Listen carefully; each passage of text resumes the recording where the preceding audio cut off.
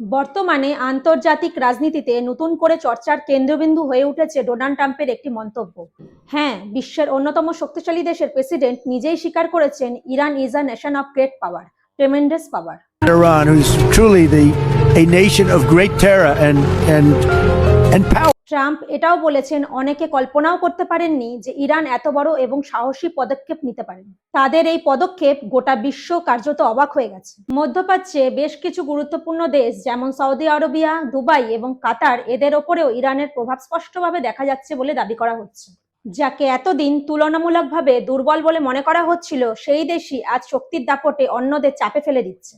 বর্তমানে পরিস্থিতি এমন দাঁড়িয়েছে যে বিশ্বের বহু দেশই ইরানের শক্তিকে স্বীকার করতে শুরু করেছে।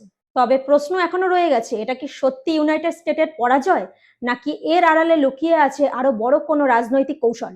এই প্রশ্নের উত্তর খুঁজতেই এখন তাকিয়ে রয়েছে গোটা বিশ্ব।